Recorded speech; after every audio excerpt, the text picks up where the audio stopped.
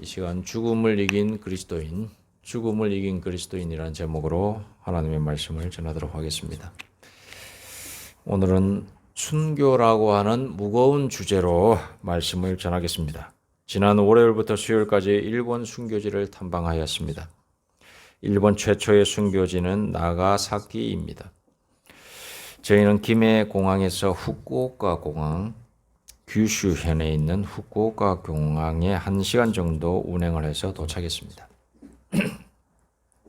후쿠오카에서 나가사키까지는 2시간 30분 정도 버스로 이동했습니다. 나가사키 26명의 일본 최초의 순교자들을 기념하는 공원이 있는데 그 공원의 이름은 니시자카 공원이 되겠습니다. 26인 일본의 순교자들이 최초의 이렇게 순교자들이 되겠습니다. 도요토미 히데요시 시대에 있었던 일인데 1597년 2월 5일 아침에 일본 나가사키의 니시자카 언덕에 26개의 십자가를 세우게 됩니다.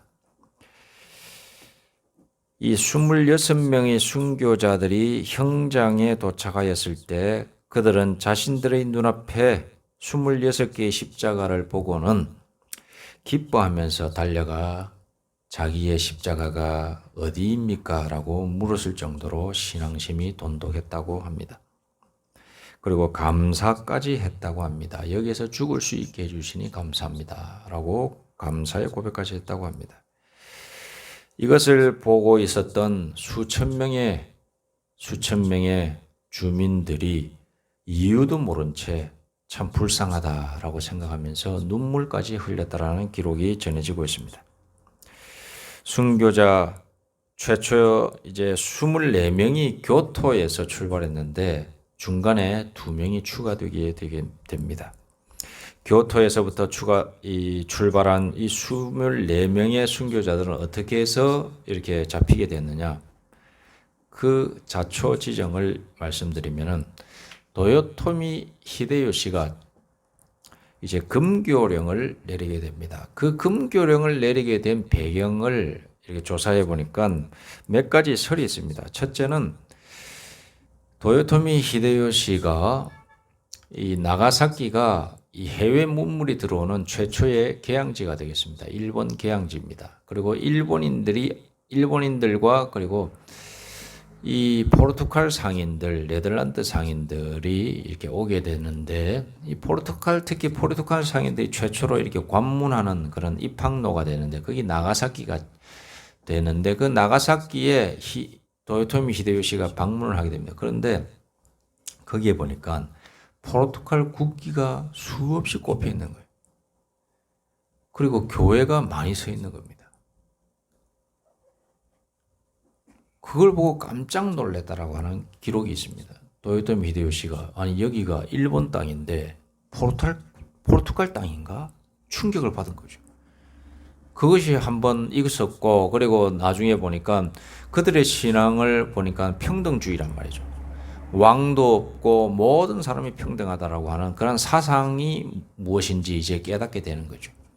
그래서 도요토미 히데요시가 자기가 국왕 아니겠습니까? 자기가 국왕인데 자기가 왕인데 또 다른 왕이 있고 모든 사람이 평등하다? 이 말을 듣는 순간 자기의 통치 기반이 흔들릴 것 같은 두려움이 쌓이게 됩니다. 그래서 이거 안 되겠다. 도요토미 히데요시가 잔인하기로 유명하거든요. 그리고 철권 통치를 했습니다. 그래서 이 도요토미 히데요시가 이제 금교령을 선포하게 되는 겁니다. 그렇게 선포했는데도 다른 사람 이렇게 일본인들이 많이 믿음을 가지게 되는 겁니다. 그래서 한창 포교가 잘 되었을 때는 약 30만 명 이상이에요. 1580년에서 1590년 그 사이에 30만 명이 불었으니까 약 20년 동안 30만 명이 분 겁니다. 그러니까 가만히 놔뒀다가는 이거는 걷잡을 수 없이 전 일본 지역으로 다 퍼져나갈 것이라고 하는 두려움이 휩싸이게 됩니다. 그쯤 되었을 때에 이제 금교령을 내리게 되는 겁니다. 금교령을 내려가지고도 계속해서 퍼지니까 시범 케이스로 신자들을 잡아서 죽여라 라고 하는 명령을 내리게 됩니다.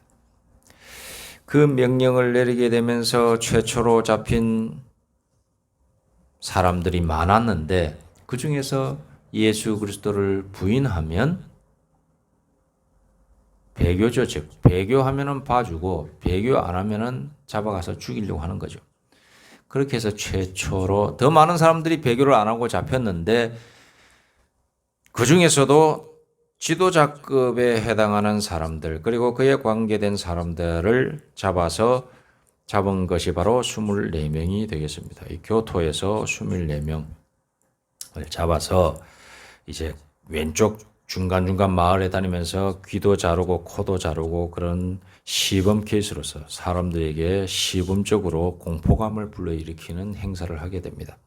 그렇게 해서 나가사키까지 오게 되는 것입니다.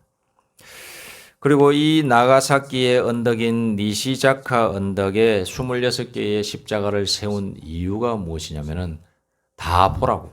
그리고 이 나가사키 인근에는 수만 명의 그리스도인들이 있었어요. 예수 믿는 사람들이 있었는데 그 사람들 보고 예수 믿지 말라라는 시범 케이스로서 이 니시자카 언덕 위에 26개의 십자가를 세운 것이었다라고 하고 있습니다. 최초로 24명이라고 했는데 2명이 추가되었죠. 그 중 한 명은 간수였습니다. 순교자들이 고통 속에서 원망하지 않고 기도하며 감사하는 모습을 한 달 동안 지켜보았어요.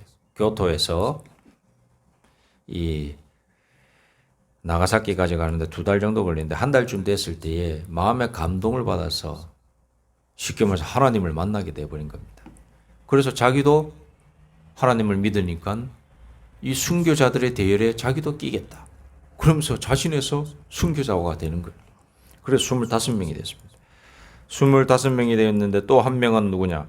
교토에서 출발할 때부터 함께 동행하던 성도였습니다. 성도니까는 그 사람들에게 뭐 이렇게 물도 주고 밥도 주고 이렇게 하다가 넌 뭔데 인마 따라와서 자꾸 이렇게 하냐? 저도 신자입니다. 그래? 그럼 너도 따라가자. 그렇게 해서 한 명이 또 추가되게 된 것이죠.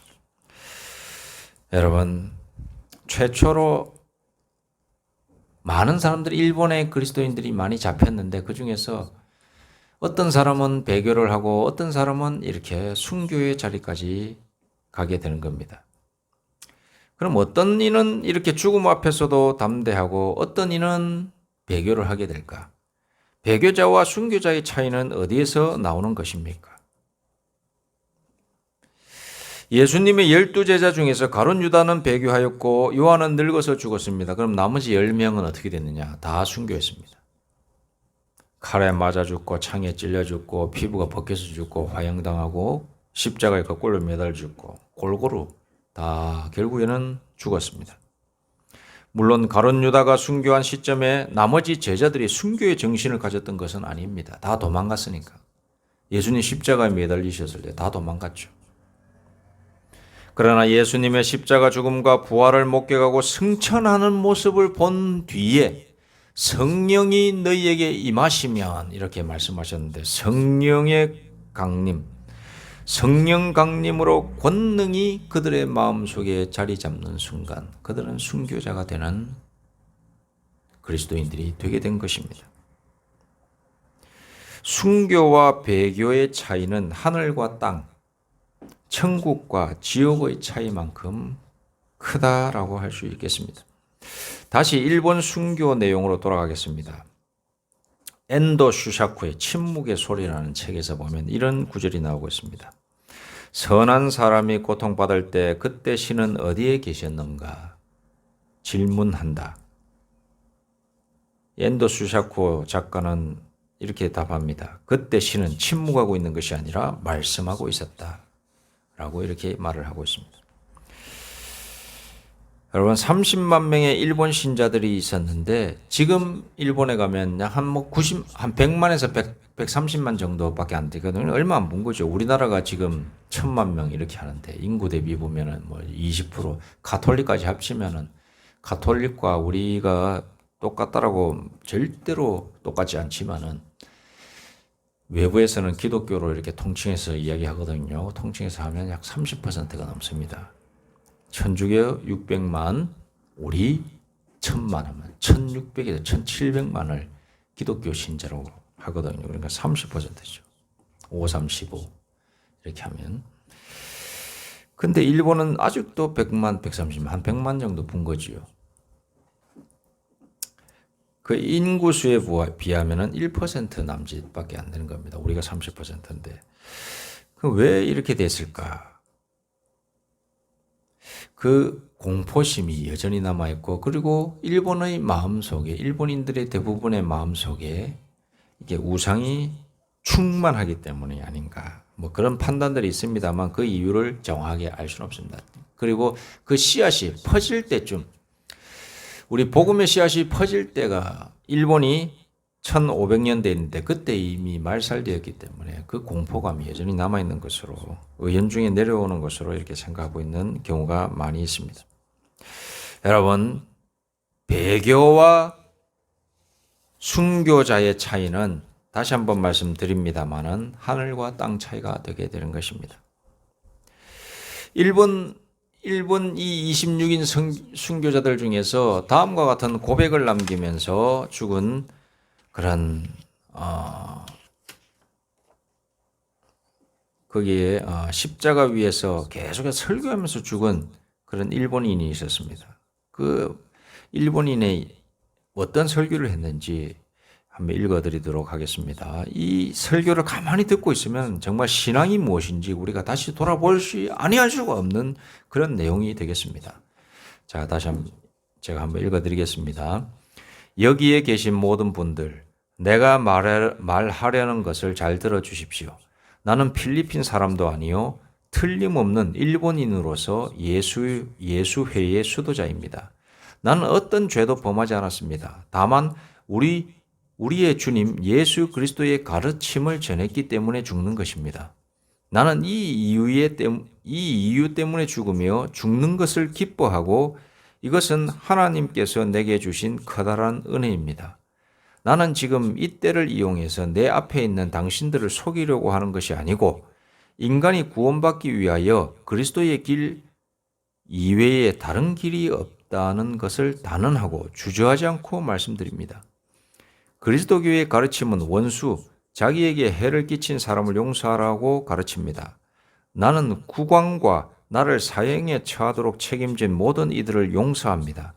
국왕에 대한 미움은 없고 오히려 그를 포함한 모든 일본인이 그리스도교 신자가 되기를 간절히 바랍니다. 뭐 이렇게 계속해서 말을 하면서 죽어갔다고 창에 찔릴 때까지 이렇게 설교를 했다고 합니다. 대단한 믿음이죠. 대단한 믿음.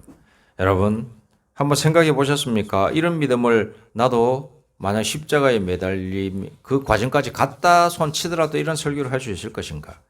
여러분 생각해 본 적이 있으신지 모르겠습니다. 여러분 포르투갈 선교사들이 일본을 최초로 선교했는데 그 중에서 페레이라라고 하는 사람이 있습니다. 페레이라. 이 페레이라라고 하는 신부가 23년간 일본에서 포교 활동을 했는데 1633년에 잡혔습니다. 23년간 일본에서 포교 활동을 한 이 페레이라라고 하는 이 신부가 잡혔는데 갖은 고문 끝에 배교를 하고 맙니다. 어떤 배교를 했느냐? 왜 배교를 했느냐? 그 과정이 그렇습니다. 오물을 넣은 구멍에 거꾸로 매달리는 고문을 받았다고 합니다. 피가 머리로 억류하면서 고통은 극에 달해 말로 다할 수 없었다고 합니다. 5시간 후에 의식이 혼란한 나머지 페레이라 신부는 이성을 잃어버렸고 신앙을 버리는 결정을 했다라고 합니다. 예수회에서는 정식으로 이 페레이라 신부를 추방했고 일본인 카스이 신부라고 하는 사람이었는데 이 사람은 배교한 이 페레이라 신부의 면전에서 거침없이 욕을 했고 비난을 했다라고 합니다. 가는 곳마다 배교자의 오명이 그를 괴롭혔고 바크 후에 붙잡혀 있었던 그는 1650년 세상을 떠났다라는 기록이 있습니다. 그만큼 고문이 힘들고 어려운 것입니다. 그 고문의 과정을 거쳐서 자기가 배교하지 않았다 하더라도 십자가 앞에서 위대한 설교까지 할 정도면 그야말로 일본판 스데반 선교자라고, 스데반 집사라고 할 수가 있는 것입니다. 이 미키라고 하는 사람은.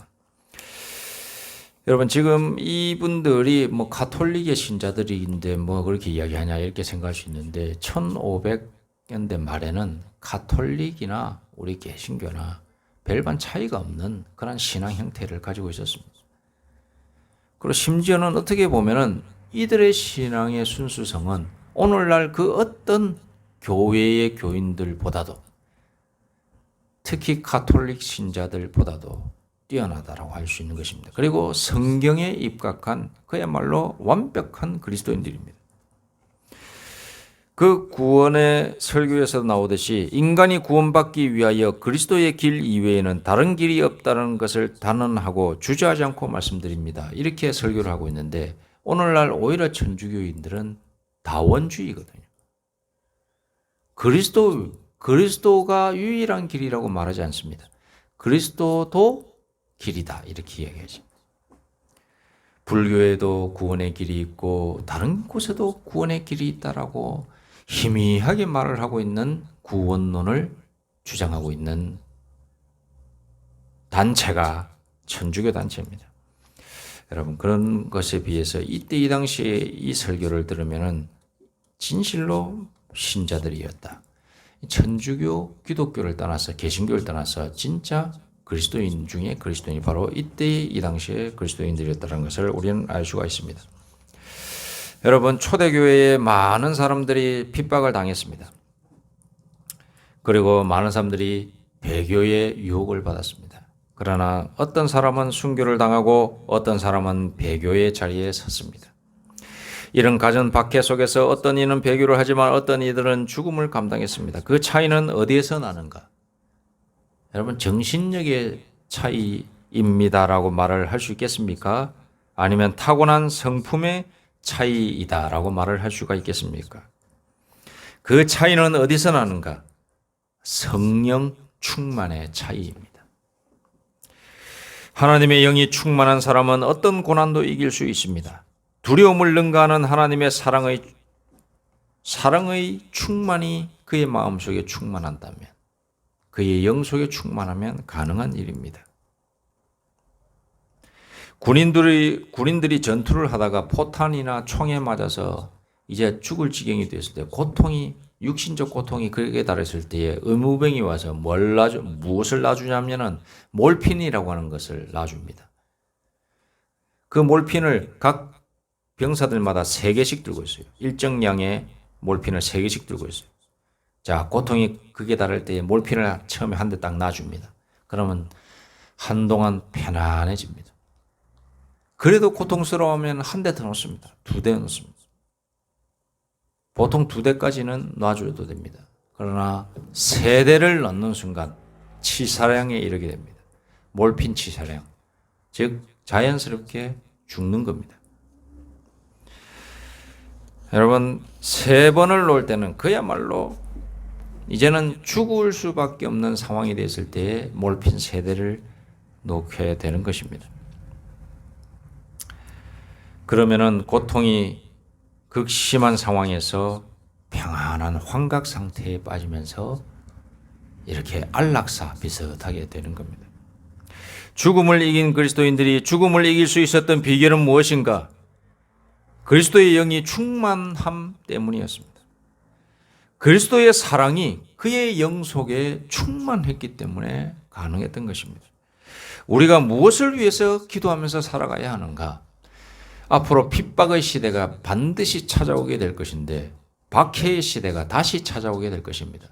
그리고 오늘날도 우린 직장 생활 속에서 자기의 처한 상황 속에서 박해 비슷한 것을 받을 때가 있습니다. 예수 믿는다는 이유로 불이익을 받고 그럴 때가 있습니다.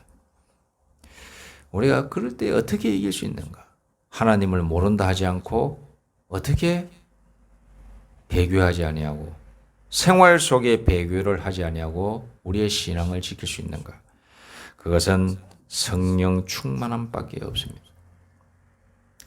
우리는 무엇을 위해서 기도해야 되는가? 성령 충만을 위해서 기도해야 됩니다. 이 세상에서 우리가 고난이 닥쳤을 때 무엇을 기도해야 되는가? 성령 충만을 기도해야 됩니다. 그리고 평안할 때 아무 할 일 없을 때 무엇을 추구해야 되느냐? 성령 충만을 추구해야 됩니다. 제가 군대에 있을 때에 다 같이 술자리에 가서 이제 전방 투입을 한다고 술 한 잔씩 받는 시간이 되었습니다. 제가 간부였기 때문에 간부들이 쭉 줄 서가지고 이제 연대장에게 이제 술 한 잔씩 쭉쭉 받습니다. 그러고 감사합니다 이렇게 하고 제자리로 돌아가는 거예요. 다 술 받는 그 자리에 예수 믿는 사람들이 있었어요. 그 예수 믿는 사람들도 다 술 한 잔씩 받았어요. 거기에서 술을 한 잔 받는 술이 대수는 아닙니다만 술 한 잔 받는 것이 무엇이냐? 그게 배교예요, 배교. 예수 믿는 사람들 술 안 먹는 줄 아는데 술 먹는 거 융통성이 아니라 그 자리 사람들 많은 데서는 술 한 잔 먹는 거 배교예요, 배교. 왜냐? 많은 사람 앞에서 하나님의 영광을 가리는 것이기 때문에 배교하는 행위입니다. 쭉 줄 서서 술 한 잔씩 다 받아요. 그 장 내가 예수 믿는 사람이 누군지 다 알아. 교회 다니는 사람이 누군지 다 알아. 그 사람들도 술 한 잔씩 다 받았어요. 저도 가슴이 두근두근거리고 내 차례가 올 때 어떻게 해야 될까 고민이 많았습니다. 장교들 먼저 술 한 잔씩 받고 나갔어. 내가 여기서 저 술잔을 받는다면 내가 평상시 때에 교회 잘 나가고 새벽기도 나가고 그랬던 것 다 물거품이다.